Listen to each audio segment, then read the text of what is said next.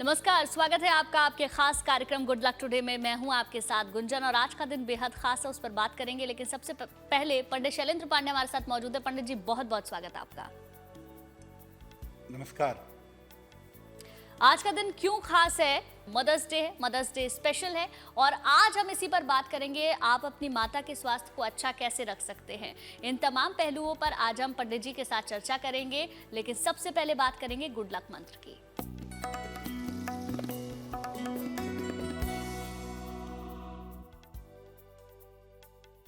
अगर आपको किसी भी तरह की मानसिक समस्या हो, आप डिप्रेशन की दवाइयाँ खाते हों, आपको मानसिक तनाव हमेशा बना रहता हो, तो एक बड़ा छोटा सा काम कर लीजिए। अपनी माता के हाथ से एक चांदी का सिक्का लेकर के अपने पास रखना शुरू कर दीजिए। अपनी माता के हाथ से किसी भी दिन एक चांदी का सिक्का ले लें और इसे अपने पर्स में रख लें या अपनी जेब में रखे रहें या काम करने के स्थान पे रखे रहें। ऐसा करने से चंद्रमा बहुत ज़्यादा मजबूत होगा और चंद्रमा अगर बहुत ज़्यादा मजबूत होगा तो आपकी मानसिक बीमारी निश्चित रूप से दूर हो जाएगी। पंडित जी, अब आज के पंचांग के बारे में भी जान लेते हैं। आज का पंचांग क्या रहने वाला है?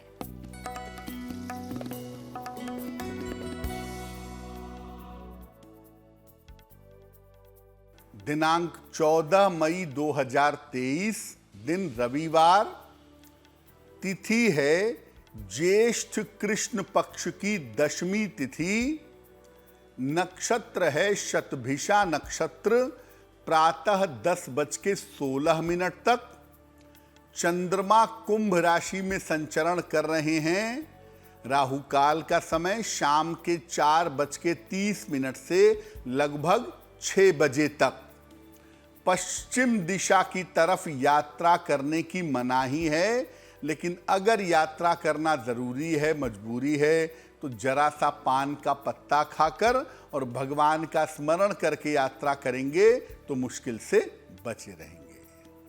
पंडित जी, हमारे जीवन में माँ का बहुत महत्व होता है और मदर्स डे है, माता का दिन है और उसी पर हम चर्चा कर रहे हैं।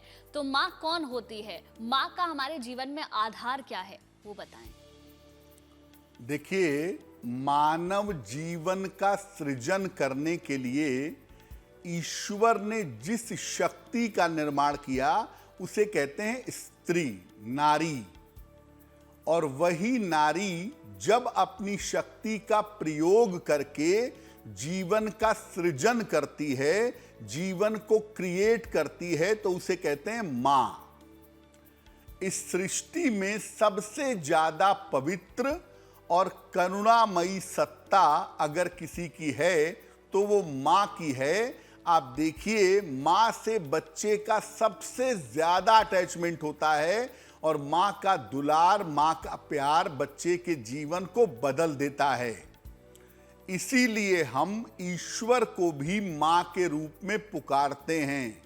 जो तमाम देवियां हैं, माता दुर्गा, माता काली, माता लक्ष्मी, ईश्वर की पूजा देवी के रूप में इसलिए करते हैं ताकि ईश्वर के साथ एक बच्चे की तरह हमारा जुड़ाव हो सके और ऐसा करने से ईश्वर की निकटता का जल्दी अनुभव होता है। मां रूपी जो ईश्वर है, इसका लगातार हमें दुलार मिलता रहता है जब हम मां से अटैच होते हैं। जीवन में सृजन की शक्ति दो ही जगह है, या तो स्त्री के पास या किसी भी वाटर कंटेंट के पास, जल तत्व के पास। इसीलिए स्त्री को कहा गया कि जो मां है वो ईश्वर है। ईश्वर हर जगह नहीं हो सकता था, इसलिए उसने मां बनाई। तो मां का जो दर्जा है, शास्त्र तो कहीं कहीं पर यह भी कहता है कि मां प्रथम गुरु है, ईश्वर से ऊपर है। तो मां दरअसल हमारे जीवन में ईश्वर का एक बड़ा आशीर्वाद है। उनकी कृपा रहे, उनका सानिध्य रहे, जितने लंबे समय तक रहे, प्रभु की कृपा उतनी ही ज्यादा है। पंडित जी, अब वक्त राशियों के बारे में जानने का भी हो गया, तो पहली 3 राशियों के बारे में जानेंगे। मेष, वृष और मिथुन राशि का भाग्यफल क्या कहता है, बताएं।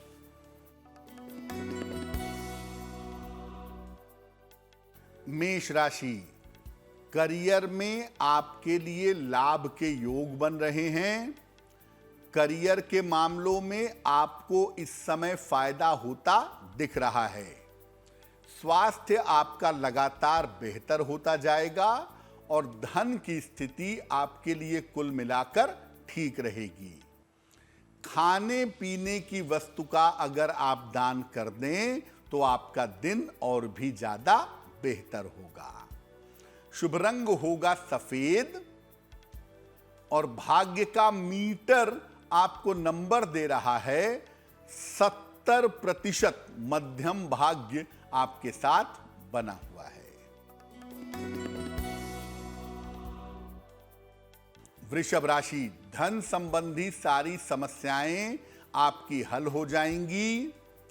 छोटी लाभदायक यात्रा के योग आपके लिए बन रहे हैं। इस समय आपको संपत्ति का लाभ भी अवश्य हो सकता है।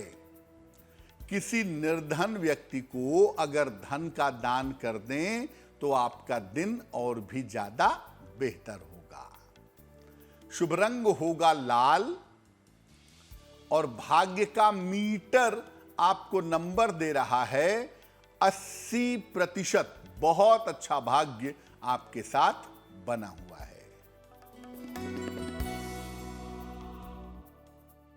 मिथुन राशि, नौकरी की स्थितियों में सुधार होगा। रुका हुआ धन आपको प्राप्त होगा। काम के मामले में आपकी व्यस्तता बनी रहेगी। भगवान सूर्य को अगर आप जल अर्पित कर दें तो आपका दिन और भी ज्यादा बेहतर होगा। शुभ रंग होगा धानी और भाग्य का मीटर आपको नंबर दे रहा है 75%। उत्तम भाग्य आपके साथ बना हुआ है। पंडित जी, क्योंकि आज हम माता के बारे में बात कर रहे हैं, तो माँ का संबंध किन ग्रहों और राशियों से होता है वो भी बताएं। ज्योतिष में हर चीज के लिए कोई ग्रह है, कोई भाव है, कोई राशि है और वो आपके अलग अलग संबंधों को और जीवन के अलग अलग हिस्सों को बताता भी है। अगर हम माता के पक्ष को समझना चाहें कि ज्योतिष उसे देखता कैसे है, देखिए ज्योतिष में चंद्रमा मां का कारक है, इसीलिए चंद्रमा को मदर मून भी कहते हैं। कुछ अंशों में शुक्र का संबंध भी वात्सल्य से होता है, यानी माता के दुलार से होता है, इसलिए शुक्र को भी आप माता के लिए देख सकते हैं। कर्क राशि और चतुर्थ भाव का संबंध भी माता से होता है, इसीलिए जब किसी महिला की राशि कर्क होती है तो उसके अंदर जो मातृत्व है, जो संस्कार है, जो वात्सल्य है, प्रेम है, करुणा है, वो बहुत ज्यादा होती है। कर्क राशि का मतलब भी होता है वात्सल्य, प्रेम और करुणा। और चतुर्थ भाव का संबंध भी माता से होता है। तो अगर किसी व्यक्ति के माता के बारे में जानना है तो उसके चतुर्थ भाव की हालत क्या है, फोर्थ हाउस कैसा है, उसका स्वामी कैसा है और चंद्रमा कैसा है, इनको मिला करके आप माता की स्थिति देख सकते हैं। वैसे मोटे तौर पे एक नजर में आप किसी की कुंडली देखिए और चंद्रमा की पोजीशन देखिए तो आप मां की स्थिति जान जाएंगे। जिन लोगों का चंद्रमा बहुत खराब होता है, या तो उनकी मां होती नहीं, अगर मां रहती हैं तो मां का स्वास्थ्य खराब होता है, या माता के साथ संबंध चौपट होते हैं। तो चंद्रमा जो है वो मोटे तौर पे ब्रीफली बता देता है कि आपके जीवन में माता का रोल कितना ज्यादा अहम है। और अगर हम चंद्रमा को 9 हिस्सों में बांट दें तो चंद्रमा का हर एक हिस्सा आपकी माता का शरीर, उनका चेहरा, उनका करियर, उनका व्यक्तित्व, उनकी सोच, उनके स्वभाव, इन सब बारे में बहुत बारीकी से बता देगा। इसीलिए चंद्रमा को अगर आप ठीक से देखें तो आप किसी भी व्यक्ति के माता को समझ सकते हैं। पंडित जी, अब वक्त हो गया अगली 3 राशियों के बारे में जानने का। तो कर्क, सिंह और कन्या राशि का भाग्यफल क्या कहता है, बताएं।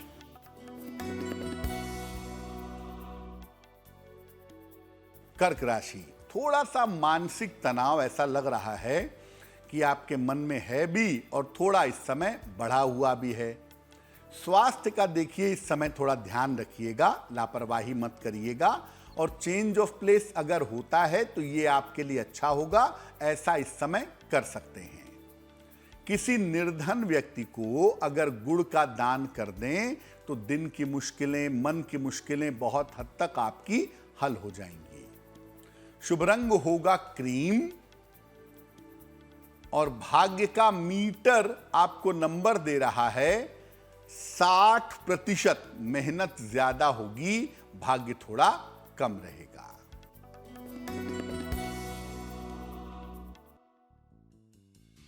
सिंह राशि, स्वास्थ्य देखिए आपका ठीक बना हुआ है, और धन के मामलों में लाभ की स्थितियां भी बन रही हैं, चीजें रास्ते पे आ रही हैं। करियर के लिए जो आपने प्रयास किया था उसका भी फायदा होगा। करियर में आपको नए अवसर इस समय मिलेंगे। किसी निर्धन व्यक्ति को अगर धन का दान कर दें तो आपका दिन और भी ज्यादा बेहतर होगा। शुभ रंग होगा नारंगी, और भाग्य का मीटर आपको नंबर दे रहा है 70%। मध्यम भाग्य आपके साथ बना हुआ है।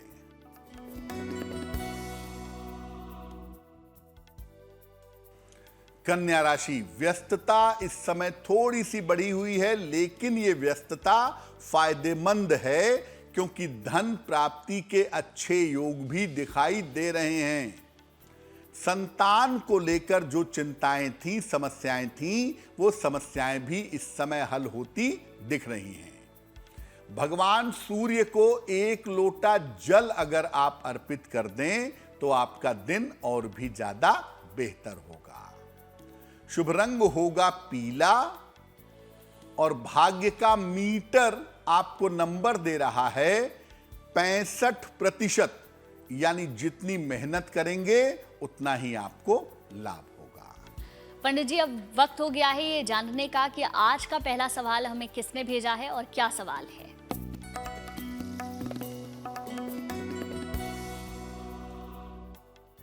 आज का पहला प्रश्न हमें योगेश भटनागर जी ने लिखा है, मध्य प्रदेश से लिखते हैं। इनकी जन्म की तारीख है 9 अगस्त 1992, 7:05 शाम को। जन्म स्थान है खंडवा, मध्य प्रदेश। ये पूछ रहे हैं कि मेरा खुद का घर कब तक बनेगा, क्या मुझे सरकारी नौकरी मिल सकेगी। योगेश जी, आपकी कुंडली है मकर लग्न की और धनु राशि की। महादशा चंद्रमा की और अंतरदशा बृहस्पति की चल रही है जनवरी 2024 तक। देखिए, आप अपना मकान बनवा पाएंगे, खरीद पाएंगे 2025 में। फरवरी के बाद इसकी संभावना दिखाई देती है कि आपको संपत्ति का फायदा होना चाहिए।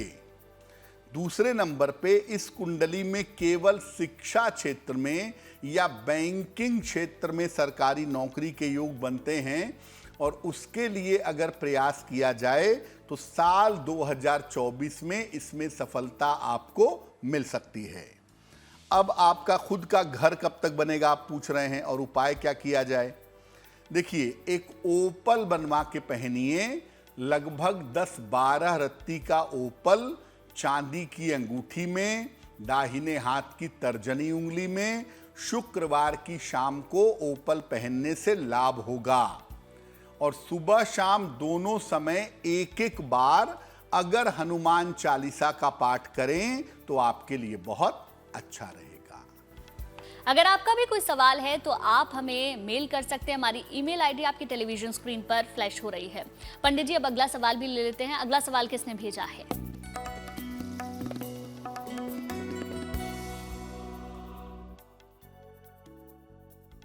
अगला प्रश्न धर्मेंद्र गुप्ता जी ने हमें भेजा है। बहराइच उत्तर प्रदेश से लिखते हैं, 20 अप्रैल 1966 का जन्म है। 6:16 प्रातः, जन्म स्थान है बहराइच, उत्तर प्रदेश। ये लिख रहे हैं कि मेरी आर्थिक स्थिति बहुत खराब है, मेरे व्यवसाय और स्वास्थ्य में समस्याएं बनी हुई हैं, क्या उपाय करना चाहिए और जीवन कब तक बेहतर होगा? धर्मेंद्र जी, कुंडली है मेष लग्न की और राशि बनती है मीन। महादशा राहु की और अंतरदशा बृहस्पति की चल रही है। देखिए, जहां तक आपकी आर्थिक स्थिति का प्रश्न है, जनवरी 2024 से आपकी आर्थिक स्थिति भी ठीक होगी और वहां से आपका व्यापार भी ठीक होता हुआ निश्चित रूप से दिखाई दे रहा है। दूसरे नंबर पे स्वास्थ्य की ज्यादातर समस्या मानसिक है। मेंटल प्रेशर की वजह से सेहत खराब है, अन्यथा मामला इतना गंभीर नहीं है। फिलहाल आप ऐसा करें, एक मोती बनवा के पहन लें, लगभग 10-12 रत्ती की मोती चांदी की अंगूठी में, दाहिने हाथ की सबसे छोटी उंगली में। शुक्ल पक्ष के सोमवार की रात को एक मोती बनवा के धारण कर लें। सुबह और शाम दोनों समय ओम शं शनैश्चराय नमः इस मंत्र का सुबह शाम दोनों समय जप करें और शनिवार की शाम को पीपल के नीचे सरसों के तेल का दीपक जलाएं, आपके लिए बहुत अच्छा रहेगा। बिल्कुल पंडित जी, माता को लेकर हम लगातार बात कर रहे हैं, लेकिन बहुत से ऐसे लोग होते हैं जिनके माता के साथ रिश्ते अच्छे नहीं होते। तो अगर माता के साथ रिश्तों को बेहतर करना है तो उसके लिए क्या कर सकते हैं? जैसा कि गुंजन ने कहा कि बहुत सारे लोग ऐसे भी हैं दुनिया में जिनका रिश्ता, जिनका संबंध अपनी मां के साथ बहुत अच्छा नहीं है। तो अगर आप अपनी माता के साथ रिश्ते बेहतर करना चाहते हैं तो क्या करेंगे? शुक्ल पक्ष में 15 दिन जितने होते हैं, उजला हिस्सा जो होता है जब चंद्रमा बढ़ता है अमावस्या के अगले दिन से, ये जो 15 दिन होते हैं, इन 15 दिनों में आप चंद्रमा को जल दीजिए पूर्णिमा तक, फिर 15 दिन बंद कर दीजिएगा, फिर 15 दिन शुक्ल पक्ष में जल दीजिएगा। यानी शुक्ल पक्ष की रात में चंद्रमा को जल दीजिए। रोज रात में चंद्रमा के मंत्र का जप करें 108 बार। ओम सोम सोमाय नमः, ओम सोम सोमाय नमः, इस मंत्र का रोज रात में जप करें। सोमवार को भगवान शिव को सफेद फूल अर्पित करें और कुंडली का जो चतुर्थ भाव है उसको मजबूत करने का प्रयास करें, आपको लाभ होगा। और हर सोमवार को सफेद वस्तु का दान करें, वाइट चीज का दान करें। चावल है, चीनी है, दूध है, इस चीज का अगर आप दान करें तो चंद्रमा को शक्ति मिलेगी, चंद्रमा की जो निगेटिविटी है वो दूर होगी। और अगर चंद्रमा की निगेटिविटी दूर होगी तो आपके संबंध, आपके रिश्ते आपकी माता के साथ बेहतर होंगे। क्योंकि देखिए, अगर आप अपनी मां के साथ रिश्ते बेहतर नहीं करेंगे, चंद्रमा चौपट होगा और चंद्रमा जितना चौपट होगा, जीवन में मानसिक तकलीफें उतनी ही उठानी पड़ेंगी और तमाम प्रयास करने के बावजूद जीवन सेटल नहीं होगा। वैसे तो मां के साथ बेहतर संबंध किसी लालच के लिए मत रखिए, लेकिन अगर आपको लगता है कुछ फायदा भी हो जाए तो आप ये जानिए कि आपके जीवन का जो सुख चैन है वो आपकी माता के साथ रिश्तों पर निर्भर करता है। इसीलिए अपनी माता के साथ रिश्तों को बनाइए, संभालिए और बचाइए। पंडित जी, क्योंकि माताओं को लेकर ही हम लगातार बात कर रहे हैं, तो क्या ऐसा भी है कि अगर माता पूजा पाठ करे तो जो बच्चा है उसके जीवन पर कुछ असर पड़े? और अगर ऐसा होता है तो कौन सी पूजा पाठ ऐसी माता को करनी चाहिए? देखिए गुंजन, जिस तरह से माता पिता के संस्कार, प्रॉपर्टी बच्चों को मिलते हैं, उसी तरह से माता पिता के कर्म भी बच्चों को मिलते हैं, उनकी किस्मत पे असर डालते हैं।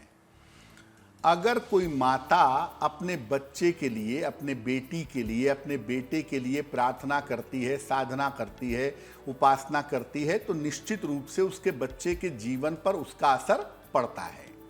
और मैं तमाम माताओं को कहूंगा कि हर माता को भगवान शिव की पूजा करनी चाहिए, अपने लिए भी, क्योंकि अगर कोई महिला भगवान शिव की पूजा करेगी तो स्वास्थ्य, वैवाहिक जीवन और धन, ये तीनों बढ़िया हो जाएगा। तो माता अगर आप हैं तो भगवान शिव की पूजा करिए और रोज सुबह और शाम 108 बार या केवल सुबह के समय एटलीस्ट 108 बार ओम नमः शिवाय का जप करके अपने बच्चों के लिए या अपने बच्चे के लिए प्रार्थना करना शुरू करिए। इससे आपके बच्चे की रक्षा होगी, आपके बच्चे के जीवन में सफलता की संभावना बढ़ जाएगी। तो बिल्कुल माता की पूजा करने से, माता के प्रार्थना करने से बच्चों के जीवन पर इसका गहरा असर पड़ता है। और अगर आपके बच्चे के पास समय नहीं है, वो पूजा पाठ नहीं कर पाता और माता उसके लिए कोई मंत्र पढ़ लेती है, कोई चालीसा पढ़ लेती हैं, कोई पूजा करके प्रार्थना कर लेती हैं, तो निश्चित रूप से ये बच्चे को प्राप्त होता ही होता है। माता या पिता के शुभ कर्म या अशुभ कर्म बच्चे के जीवन में जरूर दिखाई देते हैं। पंडित जी, अब अगली 3 राशियों के भाग्यफल के बारे में भी जान लेते हैं। तुला, वृश्चिक और धनु राशि का भाग्यफल क्या कहता है, बताएं। तुला राशि, धन के मामले देखिए पहले की तुलना में बेहतर हो रहे हैं, वहां कोई दिक्कत नहीं है। करियर की समस्याएं भी हल हो रही हैं और काम में जो रुकावट चली आ रही थी, थोड़ा सा प्रयास करके देखिए, काम की रुकावट दूर होगी। खाने पीने की वस्तु का अगर आप दान कर दें तो आपका दिन और भी ज्यादा बेहतर होगा। शुभ रंग होगा आसमानी और भाग्य का मीटर आपको नंबर दे रहा है 75%। उत्तम भाग्य आपके साथ बना हुआ है। वृश्चिक राशि, बेवजह की चिंता हो सकती है, खान पान पर ध्यान बनाए रखें। बदलाव के निर्णयों में भी सावधानी रखनी होगी। किसी निर्धन व्यक्ति को अगर गुड़ का दान कर दें तो आपका दिन और भी ज्यादा बेहतर होगा।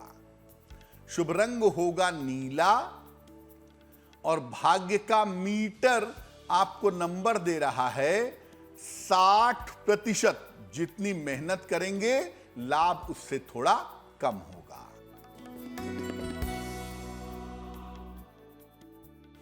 धनु राशि, करियर में लाभ के योग बन रहे हैं, लेकिन आपकी योजनाएं क्या हैं, आपकी प्लानिंग क्या है, ये किसी को मत बताइए। धन की स्थिति में आपके लिए सुधार होता हुआ दिख रहा है। क्या करेंगे? 1 लोटा जल भगवान सूर्य को चढ़ाइए, आपका दिन और भी ज्यादा बेहतर होगा। शुभ रंग होगा पीला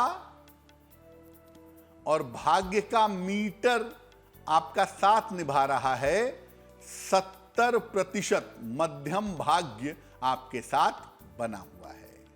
पंडित जी, कई ऐसे लोग होते हैं जिनकी कुंडली में चंद्रमा खराब होता है और उसकी वजह से या तो माता को कष्ट होता है या फिर माता के साथ संबंध अच्छे नहीं हो पाते हैं, तो उपाय क्या करें उसके लिए?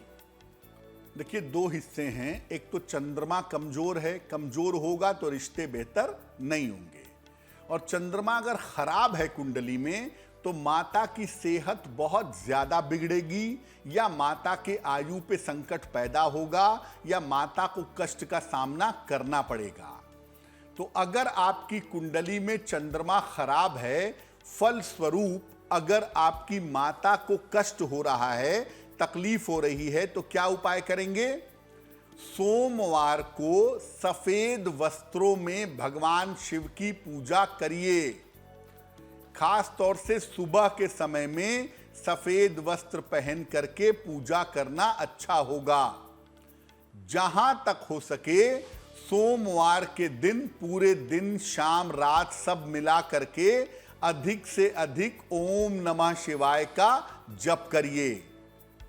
और सोमवार को ही निर्धनों में सफेद मिठाई या खीर बांटिए।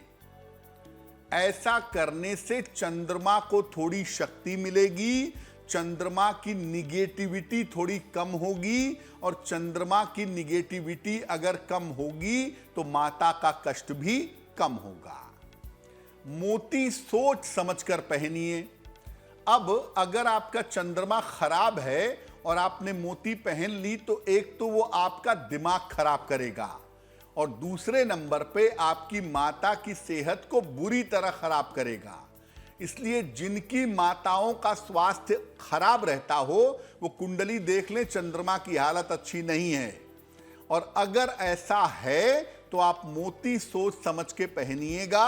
अगर कोई आपको मोती पहनने को कहता है तो कुंडली देख करके उसका प्रॉपर अध्ययन करके तभी मोती पहनना अच्छा होगा। पंडित जी, अगर किसी की माता का स्वास्थ्य बहुत ज्यादा खराब रहता है, कई उपाय कर लिए गए हैं लेकिन फिर भी कुछ लाभ नहीं हो रहा, तो ऐसे में क्या करना चाहिए? देखिए, माता का मतलब चंद्रमा, और चंद्रमा नियंत्रित होता है भगवान चंद्रशेखर यानी भगवान शिव से। तो अगर आपकी माता का या किसी की माता का स्वास्थ्य बहुत खराब है, बहुत बीमार रहती है, बेड रीडन है, या स्वास्थ्य की समस्याओं से घिरी रहती हैं, तो ऐसी स्थिति में उनके बेटा या बेटी जो भी हो, एक तो घर में शिवलिंग ला करके रख लें, पारद का शिवलिंग या नर्मदा का नर्मदेश्वर शिवलिंग। रोज सुबह उस पर जल चढ़ा करके अपनी माता के लिए प्रार्थना करें कि माता के स्वास्थ्य में सुधार हो। दूसरे नंबर पे 2 मंत्र बहुत अच्छा काम करते हैं माता के स्वास्थ्य को बेहतर करने के लिए। एक, ओम नमः शिवाय। अगर संतान पढ़ती है अपने माता के लिए सुबह शाम तो अच्छा होगा, और जल्दी रिलीफ चाहते हैं तो ओम आशुतोषाय नमः, ओम आशुतोषाय नमः, इस मंत्र का भी अगर जप करे कोई संतान आपकी अपनी माता के लिए तो निश्चित रूप से माता का स्वास्थ्य बेहतर होता है, माता की आयु लंबी होती है और बढ़िया हो जाती है। एक बात ये जाने रहिए कि संतान अगर शिव भक्त है, भगवान शिव की पूजा करके रोज अपनी माता के लिए प्रार्थना करे तो माता की रक्षा अवश्य ही होगी। बिल्कुल पंडित जी, अब वक्त हो गया है आखिरी 3 राशियों के बारे में जानने का। तो मकर, कुंभ और मीन राशि का राशिफल क्या कहता है, बताएं। मकर राशि, कोई पुरस्कार, कोई सम्मान इस समय आपको जरूर मिल सकता है। घर में आपके मांगलिक कार्य होने के योग बन रहे हैं। करियर के मामले आपके अच्छे होंगे, करियर के मामलों में सफलता मिलेगी। खाने पीने की वस्तु का अगर आप दान कर दें तो आपका दिन और भी ज्यादा बेहतर होगा। शुभ रंग होगा लाल, और भाग्य का मीटर आपको नंबर दे रहा है 80%। बहुत अच्छा भाग्य आपके साथ बना हुआ है।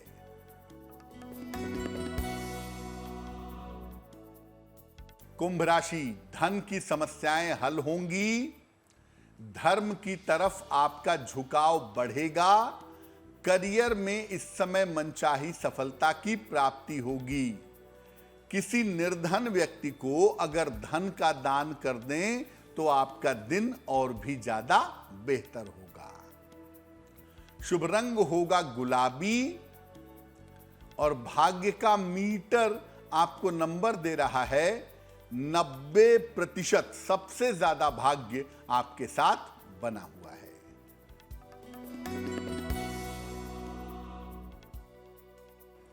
मीन राशि, बेवजह की छोटी छोटी बातों पर परेशान मत होइए। बेहतर समय के लिए थोड़ा धैर्य रखिए, आने वाला समय बेहतर हो जाएगा। किसी मित्र का सहयोग भी इस समय मिलता हुआ दिख रहा है। क्या करेंगे? किसी निर्धन व्यक्ति को अगर गुड़ का दान कर दें तो दिन की मुश्किलें बहुत हद तक कम हो जाएंगी। शुभ रंग होगा हरा, और भाग्य का मीटर आपको नंबर दे रहा है 60%। मेहनत ज्यादा होगी, भाग्य थोड़ा कम रहेगा। पंडित जी, अब वक्त हो गया है अगला सवाल लेने का। तो अगला सवाल हमें किसने भेजा है और क्या सवाल है, बताएं।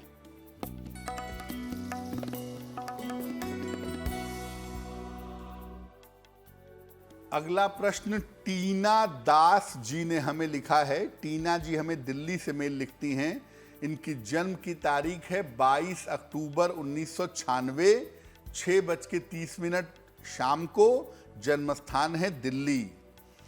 ये कह रही हैं कि अपना मकान मेरा कब तक होगा। पिछले 10 वर्षों से हम लोग प्रयास कर रहे हैं, लेकिन अपनी प्रॉपर्टी नहीं बन पा रही है।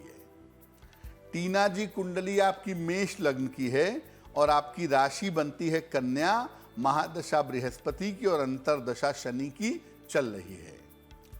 जुलाई 2024 के बाद या 2024 में किसी समय आप बना बनाया मकान या बना बनाया फ्लैट ले सकते हैं। ये संभावना आपके लिए जरूर बनती है। बाधा मंगल की वजह से आ रही है, तो आप ऐसा करें कि रोज सुबह हनुमान जी के मंदिर में जाकर के उनको एक लाल फूल अर्पित करें और अपने लिए एक मोती बनवा के पहन लें। लगभग 10-12 रत्ती की मोती चांदी की अंगूठी में, दाहिने हाथ की सबसे छोटी उंगली में, शुक्ल पक्ष के सोमवार की रात को मोती पहनने से लाभ होगा। अगर आपका भी कोई सवाल है तो आप हमें मेल कर सकते हैं। हमारी ईमेल आईडी आपकी टेलीविजन स्क्रीन पर फ्लैश हो रही है। पंडित जी, अब वक्त हो गया है आज के आखिरी सवाल को लेने का, तो किसने भेजा है बताएं। जी,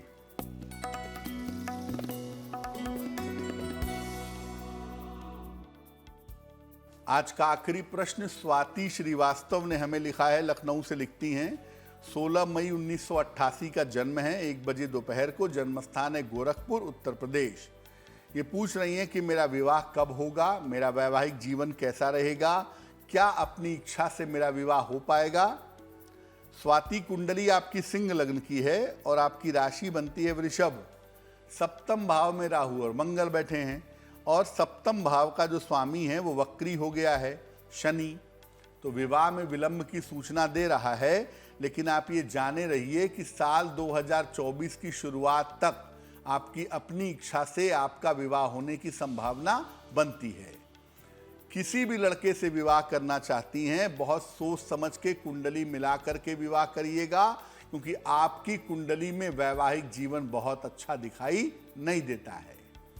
अब आप शीघ्र विवाह के लिए और अपने जीवन को बेहतर बनाने के लिए एक ओपल बनवा के पहन लीजिएगा। लगभग 10-12 रत्ती का ओपल चांदी की अंगूठी में, राइट हैंड की इंडेक्स फिंगर में, फ्राइडे की शाम को ओपल पहनने से आपको लाभ होगा। पंडित जी, अब उन लोगों के बारे में भी जान लेते हैं जिनका जन्मदिन 14 मई के दिन आता है।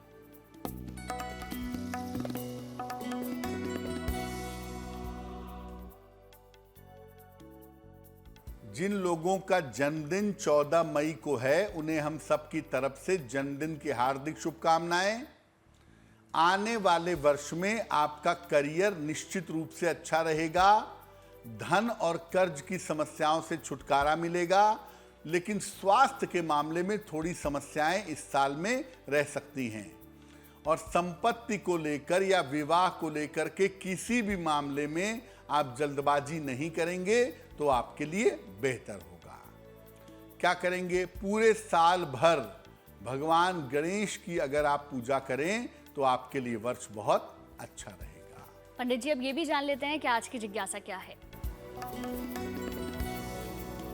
आज की जिज्ञासा है कि जिन घरों में सूर्य का प्रकाश 24 घंटे में 2 मिनट भी नहीं आता, चाहे वो घर कितना भी वेल फर्निश्ड हो, कितना भी महंगा हो, वहां पर किस तरह की समस्या पैदा होती है। जिन लोगों के घर में सूर्य का जरा भी प्रकाश कभी भी नहीं आता, ऐसे घरों में रहने वालों का स्वास्थ्य कभी अच्छा नहीं रहता और सामान्यतः ऐसे घरों में हृदय रोग, कार्डियो प्रॉब्लम या हड्डियों की बीमारियां चली आती हैं। पंडित जी, अब शुभ पहर के बारे में भी जान लेते हैं। तो 14 मई 2023 के दिन शुभ पहर क्या रहेगा, बताएं। बात करते हैं शुभ पहर की। दिनांक 14 मई 2023 दिन रविवार। शुभ पहर का समय है शाम को 6 बजे से 7:30 के बीच में। इस समय में हनुमान चालीसा का पाठ जरूर करिएगा, इससे आपके नाम और यश में वृद्धि होगी। पंडित जी, अब ये भी जानेंगे कि आज की गुड लक राशि कौन सी है, वो बताएं। हम आपको अलग अलग राशि के लोगों के संतान सुख के बारे में बता रहे हैं। आज की जो गुड लक राशि है वो है मीन राशि। संतान पक्ष से इनको सामान्य सुख जीवन में प्राप्त होता है। तालमेल इनका बिल्कुल संतान के साथ अच्छा नहीं होता, लेकिन संतान का सहयोग इनको मिलता रहता है। संतान माता पिता से दूर रहना चाहती है, ऐसा देखा गया है। तो अगर आपकी मीन राशि है और आप चाहते हैं कि आपको जीवन में संतान का सुख मिले, तो आप नियमित रूप से सोमवार का उपवास रखिए, भगवान शिव से प्रार्थना करिए, आपकी इच्छा पूरी हो जाएगी। पंडित जी, अब वक्त हो गया है आज के महा उपाय को जानने का, तो महा उपाय बताएं। जी,